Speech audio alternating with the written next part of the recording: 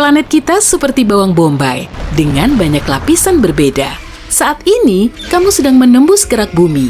Ini seperti cangkang telur rebus, tipis dan keras, dan juga kurang dari 1% ukuran bumi. Di kedalaman 0,6 meter, kamu bertemu dengan hewan penggali. Tikus mondok dapat membuat terowongan lebih dari 18 meter per hari. Hampir 3 meter ke bawah, kamu akan terkejut. Apa itu cacing tanah? Panjangnya 90 cm. Kamu bergerak melewati 7 meter di bawah tanah. Jadi, kamu tidak akan melihat akar tanaman hutan tropis lagi. Kamu terbawa suasana, dan di kedalaman 12 meter, kamu hampir menabrak buaya Nil. Reptil ini menggali liang terdalam di antara semua hewan. Kamu melihat pertanian perkotaan bawah tanah, 33 meter di bawah permukaan, mereka menanam sayuran dan tanaman herba di sana. Di kedalaman 122 meter, kamu masih menemukan akar pohon, tapi itu akar terdalam yang diketahui. Akar itu milik pohon ara liar yang tumbuh di Afrika Selatan. Hampir 155 meter di bawah tanah, kamu akan menemukan kamar hotel. Itu salah silver mine, hotel terdalam di dunia yang dibangun di bekas tambang perak. Di kedalaman 286 meter, kamu melihat terowongan jalan raya. Itulah terowongan Eiksund di Norwegia dan melintas di bawah laut. Saat berada hampir 396 meter di bawah permukaan, kamu mencapai dasar sumur air. Sumur Woodington di Inggris adalah sumur tradisional terdalam di dunia. Itu dibangun untuk menyediakan air bagi rumah sosial. Di kedalaman 1006 meter, tekanannya mencapai 330 atmosfer. Itu seperti 4 gajah bertumpuk di kepalamu atau 2 panda yang menyeimbangkan diri di ibu jarimu. Kamu melihat cacing kecil hidup di tambang emas saat kamu berada lebih dari 1220 meter di bawah tanah. Pada tahun 2020 ini, konser terdalam di dunia berlangsung di kedalaman 1890 meter. The Soft Bottom Boys tampil di tambang Fales Creighton di Kanada. Kamu bergerak lebih dalam dan melihat tambang emas Homestake hampir 1520 meter di bawah permukaan. Sebelum ditutup pada tahun 2002, dahulu ini adalah tambang emas terdalam dan terbesar di Amerika Utara. Pada tahun 1965, ilmuwan berhasil mendeteksi dan menghitung partikel subatom kecil dari matahari. Itu terjadi di laboratorium yang ada di dalam tambang. Sedikit saja lebih dalam, suhunya menjadi sangat dingin. Itu ibun abadi, lapisan tanah beku permanen yang tebal dan tidak menghangat, bahkan di musim panas. Ini sebagian besar terjadi di daerah kutub. Yang paling tebal ada di Siberia Utara. Sekitar 1980 meter di bawah permukaan, kamu masih bertemu dengan beberapa makhluk hidup. Itu adalah springtail, serangga kecil tanpa mata, yang hidup di gua Krubera yang sangat dalam di negara Georgia. Di kedalaman hampir 2190 meter, kamu mencapai dasar gua Voronya di Georgia. Itulah gua terdalam di dunia yang telah diketahui. Jika pernah berada di tambang Creighton di Kanada pada bulan Mei 2005, kamu pasti pernah mendengar siaran radio yang paling dalam. Itu terjadi di kedalaman hampir 152 meter, lebih dalam daripada gua Voronya. Lift poros tunggal terdalam di planet ini mencapai 3110 meter di bawah tanah. Hewan multiseluler terdalam yang telah diketahui hidup di kedalaman 3600 meter di tambang Tautona di Afrika Selatan. Itu adalah cacing kecil, tapi sangat kuat dan dapat mengatasi suhu ekstrem dan dehidrasi.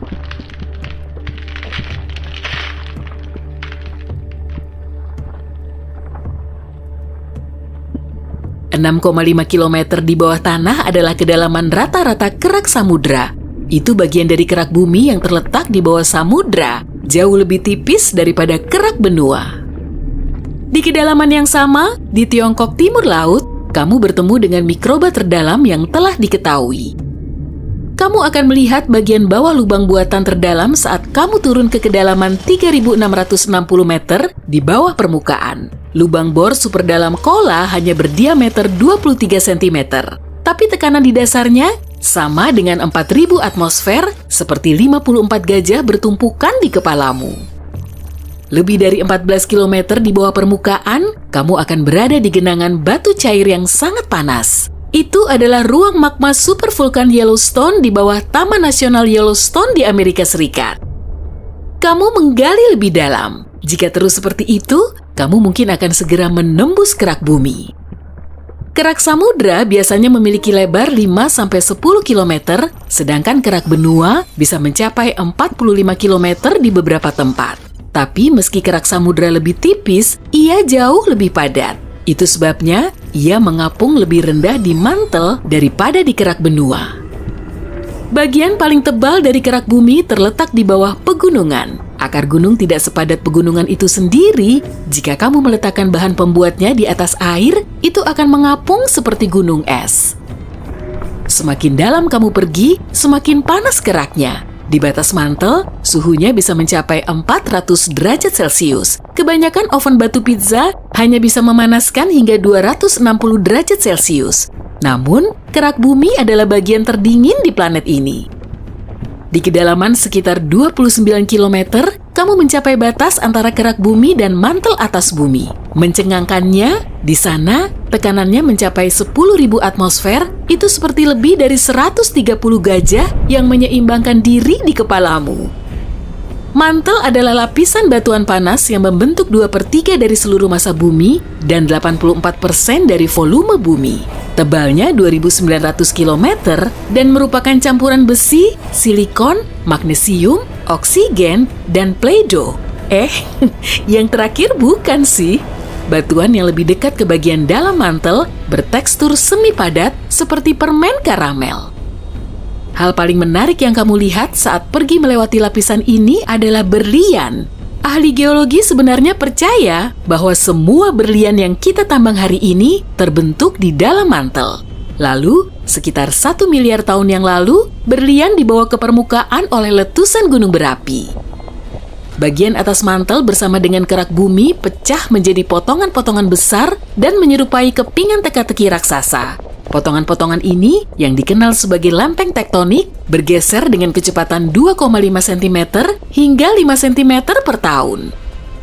Saat bergerak melewati mantel atas, kamu merasakan suhu mulai naik, dari 480 derajat Celcius hingga 870 derajat Celcius. Semakin dalam kamu pergi, semakin banyak keringatmu.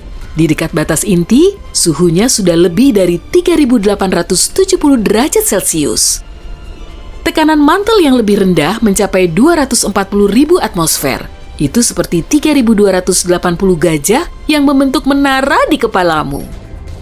Di kedalaman sekitar 2.900 km, kamu melintasi batas antara mantel dan inti terluar. Lapisan ini memanas hingga 4.980 derajat Celcius, sebagian besar karena peluruhan radioaktif uranium dan thorium.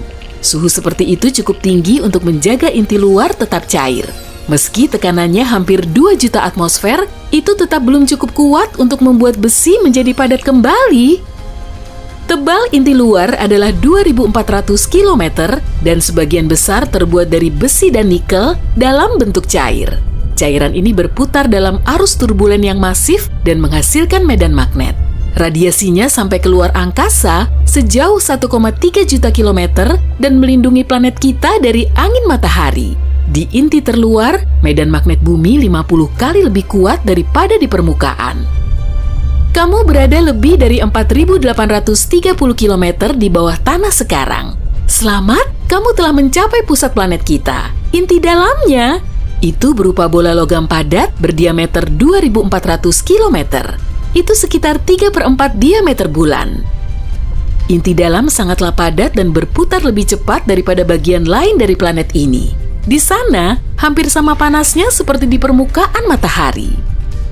Menurut ilmuwan, 99% dari semua emas dan platina bumi dapat ditemukan di inti dalam. Pembentukan inti dalam membutuhkan waktu sekitar 500 juta tahun. Itu artinya lebih mudah dari beberapa bagian kerak. Ada juga teori bahwa mungkin inti dalam punya inti. Jika ada, hampir seluruhnya akan terdiri dari besi. Sekarang, bagaimana cara kamu bisa keluar dari sana?